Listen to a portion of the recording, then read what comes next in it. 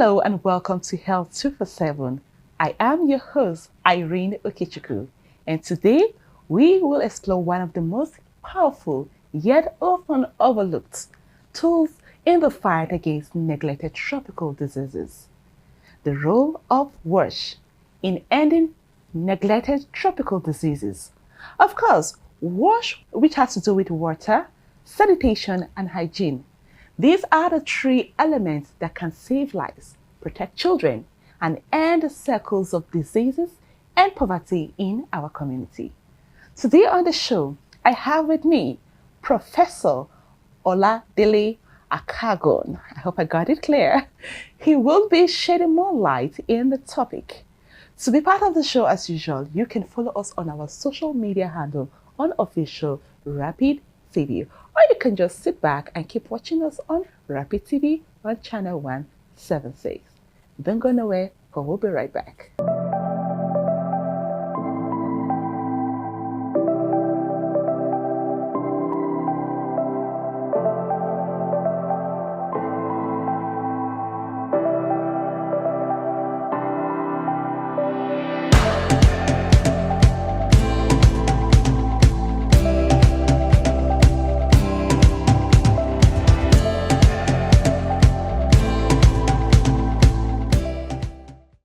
All right, welcome back on this.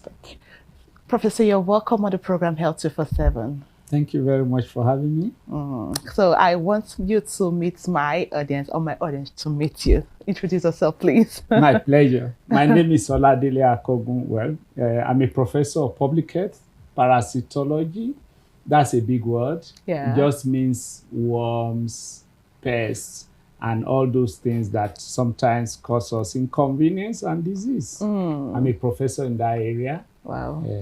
I work in Modibo Adama University in Yoda. Professor, it's not just an easy one getting to that level. You just said that you're a professor.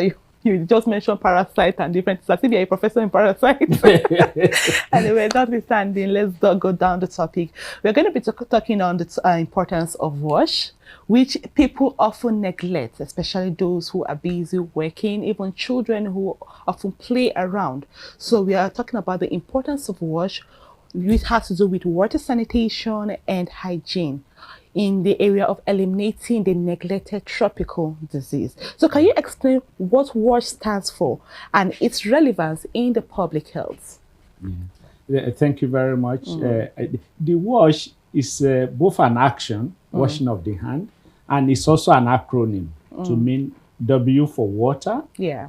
Water is a universal solvent. It is it is a material, a substance that we cannot, as living things, we cannot do away with it. Yeah. And of course, the other living things that share our environment, they also need water. Exactly. So that's where we meet.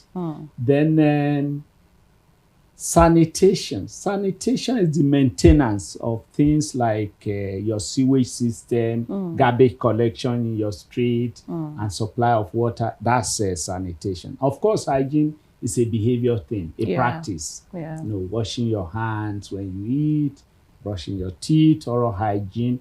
That's basically it. That's what WASH is about. Interesting. So what are those neglected tropical diseases, and why do they persist in many parts of the country? Or in the world, the world at large. Poverty. Yeah. They are neglected because we don't pay attention to them. We pay attention to the big ones. There are worms, for example, intestinal worms, which is very common. When I was young, this was almost in fact, it was taken for granted. And in many of our societies, they take these intestinal worms for granted, because it's so common that people say, like in Yoruba, for example, they will say a greeting, for example, if you are eating and somebody is passing by and you invite me to come and eat, I may just say, oh, may the worm in your gut accept my share.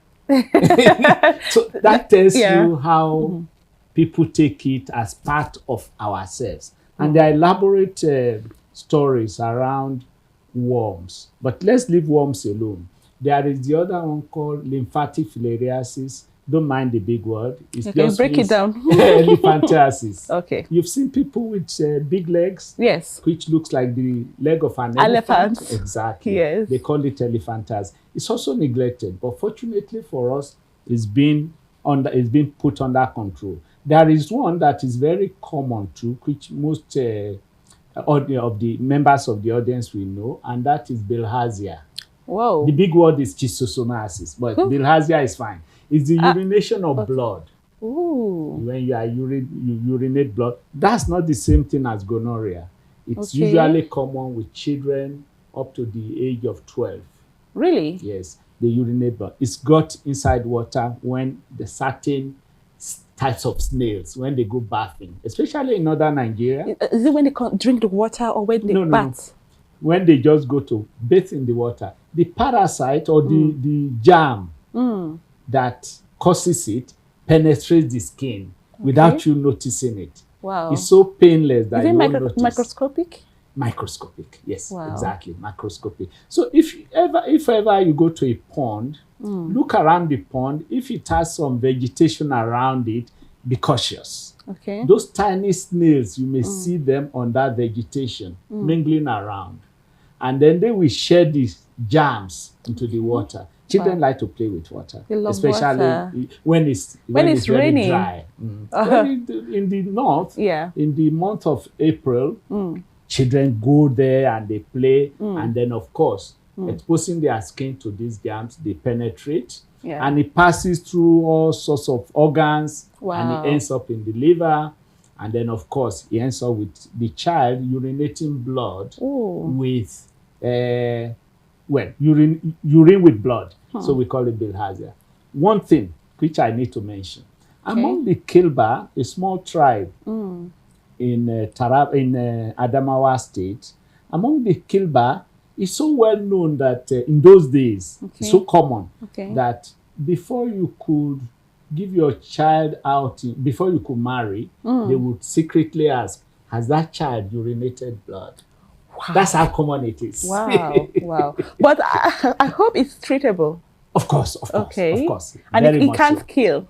No, well, in those days, we've controlled many of these germs. I'm using the word germ now, but I would really prefer to use the word parasites. They are under control, very much under control.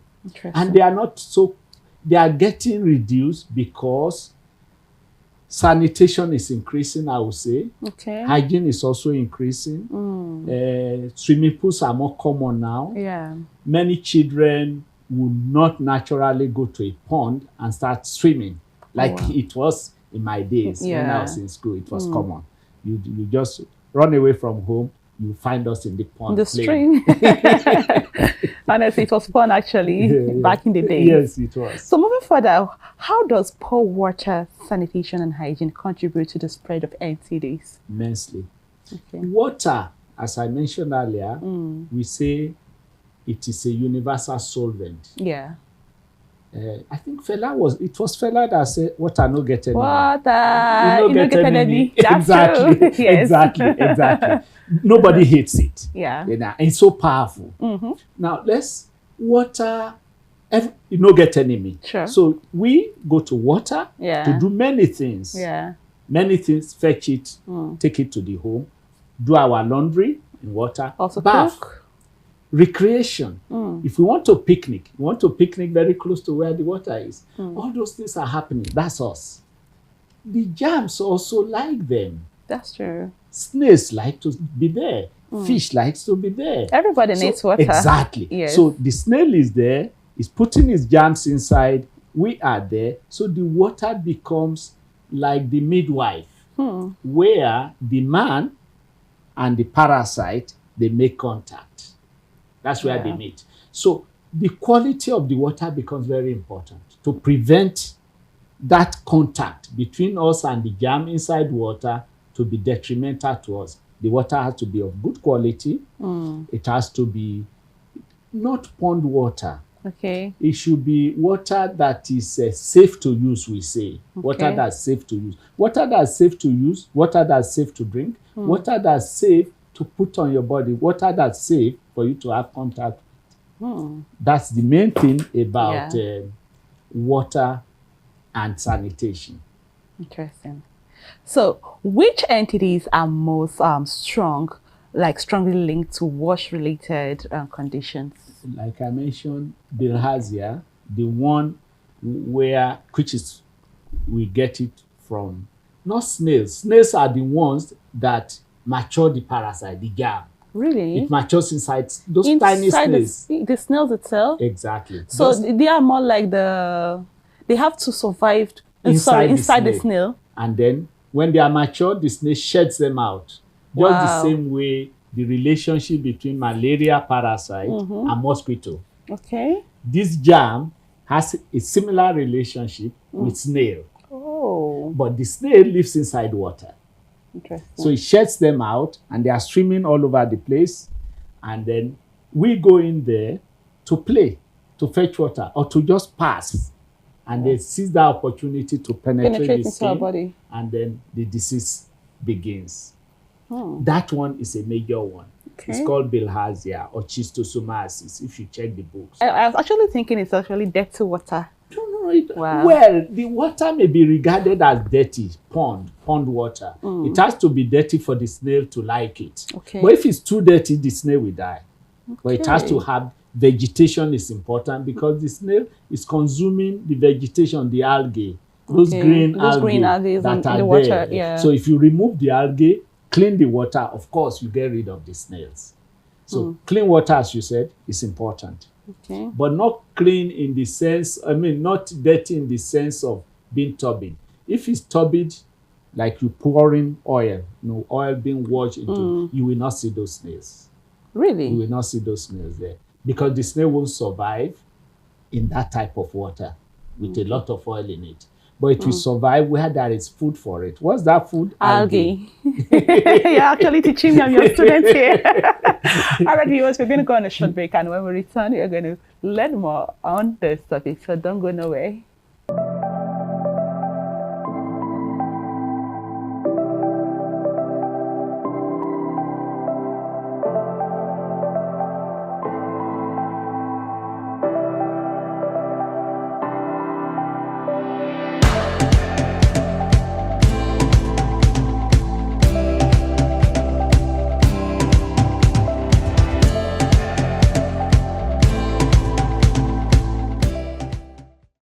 Viewers, welcome back on this break. Over here we are still talking about wash, which has to do with hygiene. I think, Professor, you have water, sanitation, and sanitation. Hygiene. That's interesting. So, Prof, before we went on our break, there was something that I wanted asking you.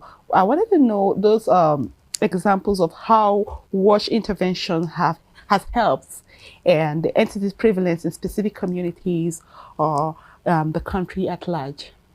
A lot has been done in the past 10 years. We've moved rapidly. Okay. We've moved rapidly to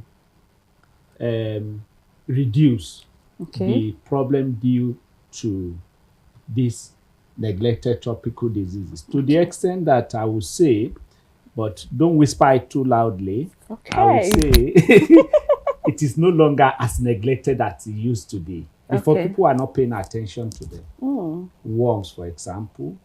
There is school deworming almost all over the place. The Federal Ministry of Health has massive program on deworming, which has been going on for quite a while. The states are doing the same. There's a lot of campaign on hand washing. Hand washing alone is very important. It reduces massively because our contact with the environment, touching everything and then touching our mouth is a major means through which these germs get to us. So campaign on that. Open defecation is a problem. I recall growing up in the village, you just go to the back of the house. Bayangida, Bayangida comes from that. You just go to the back of the house and you defecate, you let it go. And then the chicken comes around, pecks on it, scatters it, and it comes back to the house. So animals roaming around because they scatter it and bring it back to the house. So open defecation is being reduced. Most homes now have sanitary facilities, toilets, flush, latrines is the least you could have. Yeah. And those who are on the farm, when they defecate on the farm, they cover it up. But because the germs are in there. They're in there, actually. So there is that effort being made all over the place. NGOs are working on that as well. They are contributing to it, besides the state government and the United States Agency for International Development, USAID, invested a lot in that as well. Okay. Although it's been trumped away now. Okay. Then you have International Office for Migration. Okay.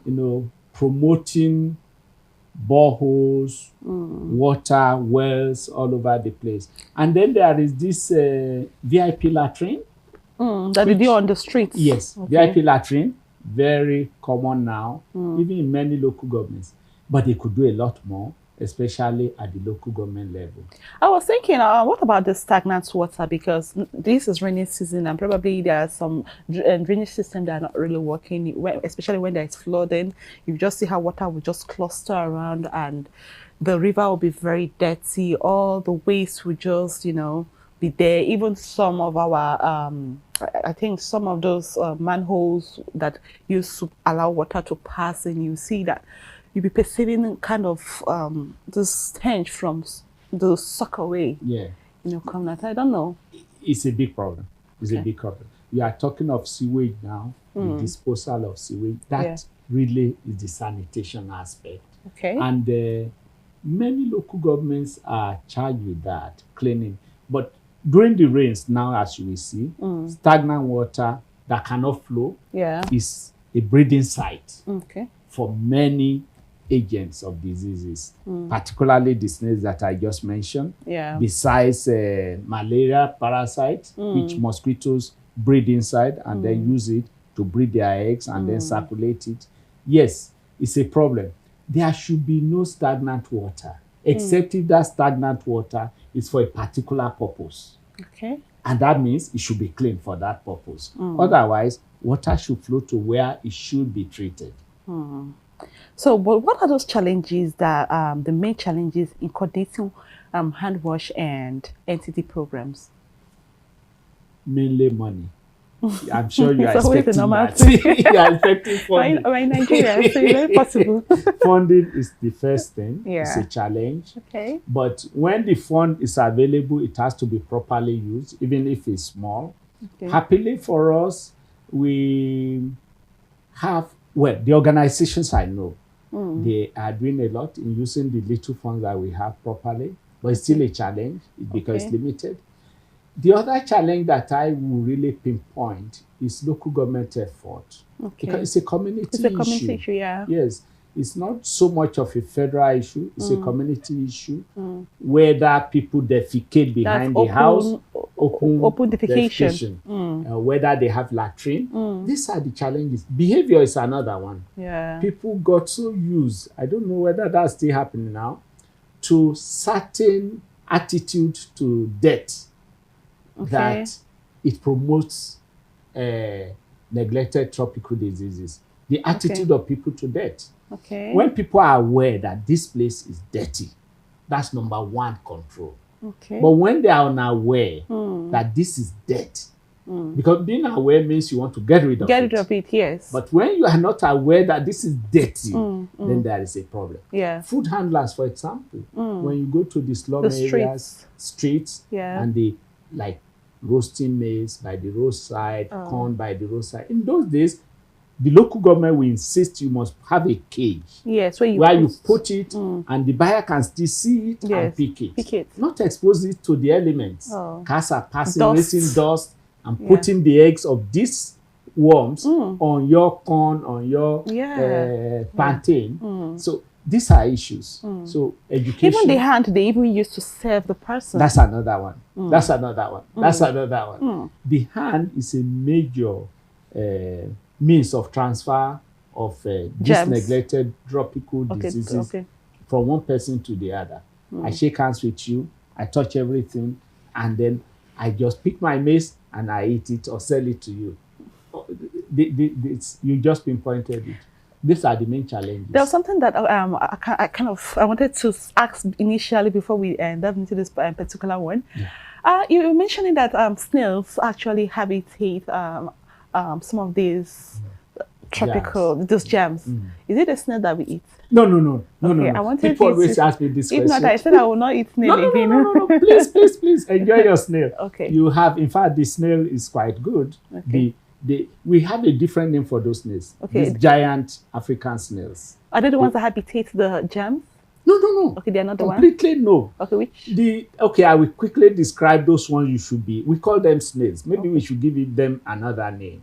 If you go to a pond, Yeah. by the side of the pond, At the you back see of the- some vegetation. Okay. You see tiny snails. Oh. Not the ones we use for playing when we were children. Not Okay. that one. These Okay. ones are really tiny about Okay. this.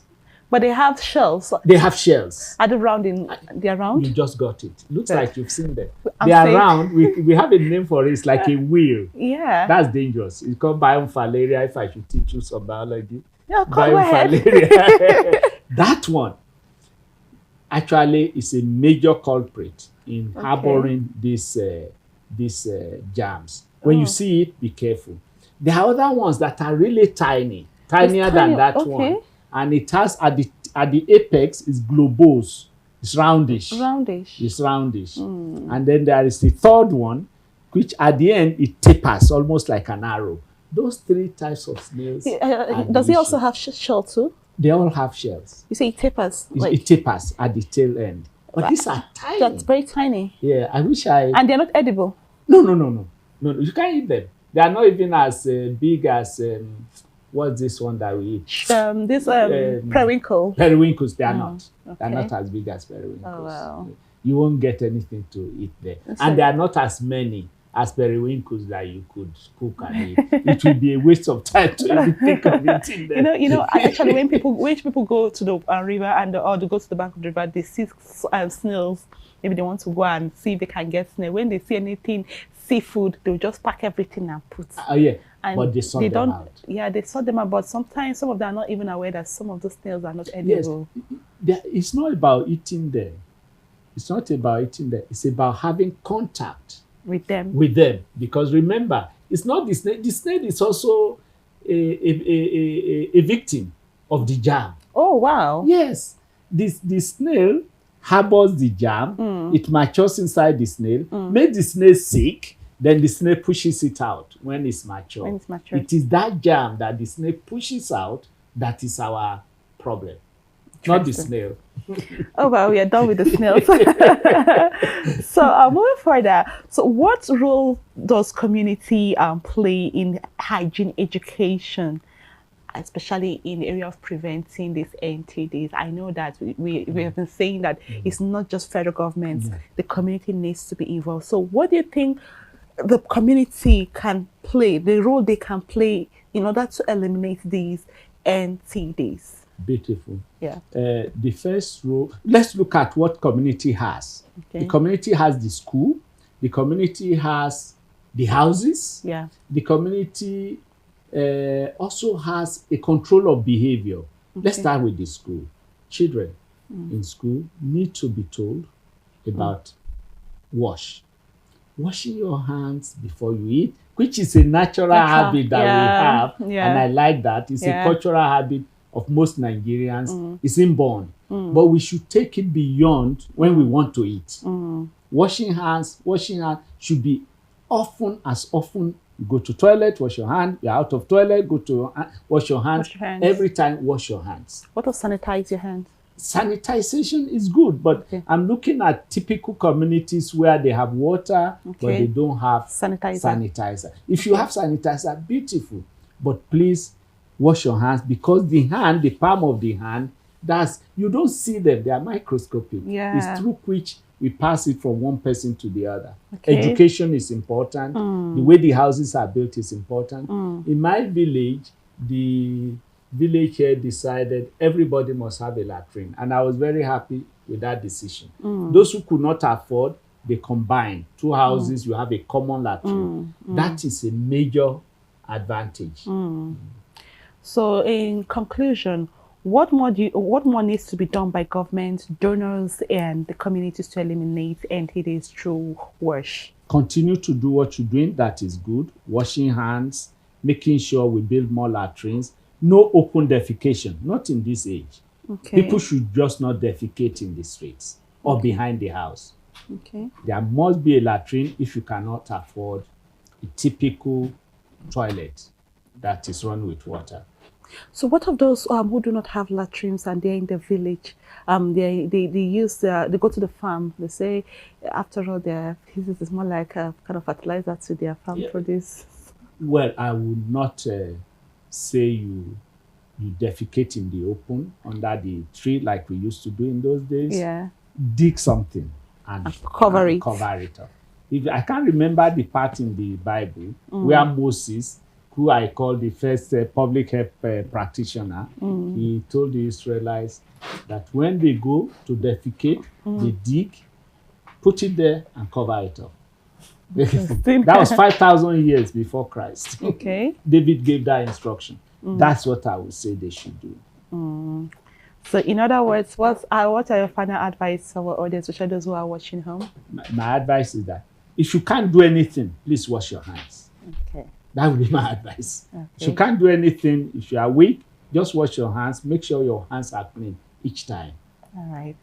All right. Professor, thank you so much for this insightful discussion, especially in this topic on WASH. I know that some of my audience who are watching home, they have learned one or two things from me. I learned the difference between eating the real snail and eating the poisonous ones.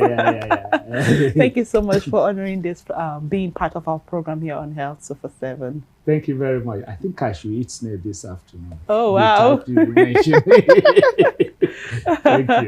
All right, we are going to talk about the call to action. To eliminate NTDs, Nigerians must invest more in WASH infrastructure, not just hospitals, but in homes, schools, markets, and places of worship. Government, NGOs, and communities must work together to make WASH a national priority.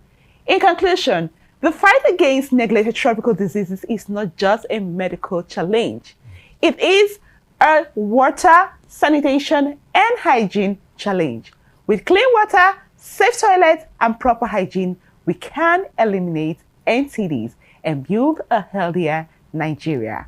I am Irene Okechukwu, and thank you for watching, and bye for now.